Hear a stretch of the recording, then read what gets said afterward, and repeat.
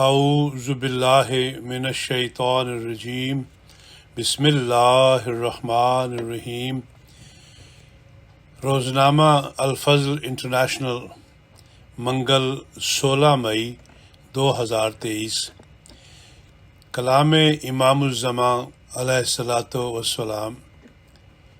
اے نبی، خدا کی تسبیح اور تمجید کر اور خدا سے مغفرت چاہ۔ فرمایا، ایک اور ضروری صفت خدا تعالیٰ کی اس کا تواب اور غفور ہونا ہے، اور تواب اور غفور کے یہ معنی ہیں کہ وہ توبہ قبول کرنے والا اور گناہ بخشنے والا ہے۔ خدا تواب اور غفور ہے، اور توبہ کے یہ معنی ہیں کہ انسان ایک بدی کو اس اقرار کے ساتھ چھوڑ دے کہ بعد اس کے اگر وہ آگ میں بھی ڈالا جائے تب بھی وہ بدی ہرگز نہیں کرے گا۔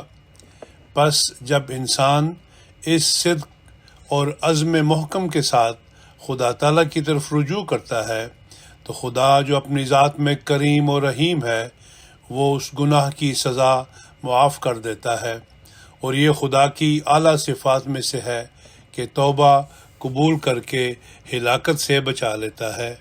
چشمہ معرفت روحانی خزائن، جلد نمبر 23، صفحہ نمبر 199 اور 190۔ بے گناہ ہونے کی اطمینان کسی نبی نے بھی ظاہر نہیں کی۔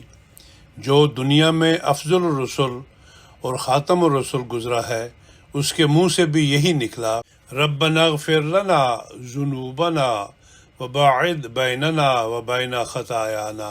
اور آن حضرت صلی اللہ علیہ وسلم ہمیشہ فرماتے تھے کہ سورہ ہود نے مجھے بھولا کر دیا، اور آپ سب سے زیادہ استغفار پڑھا کرتے تھے اور فرمایا کرتے تھے کہ میں دن میں 70 مرتبہ استغفار کرتا ہوں، اور خدا تعالیٰ نے آپ کے حق میں فرمایا، اذا جاء نصر اللہ والفتح ورأیت الناس يدخلون فی دین اللہ افواجا فسبح بحمد ربک واستغفر انہ کان توابا۔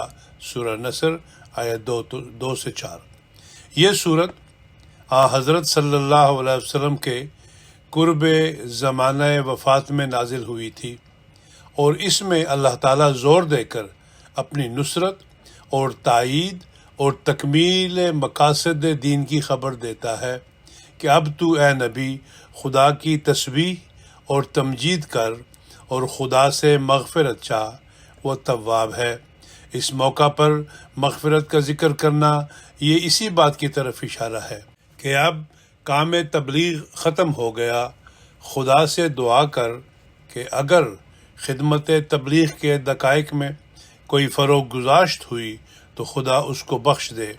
ضمیمہ براہین احمدیہ، حصہ پنجم، روحانی خزائن، جلد 21، صفحہ نمبر 271۔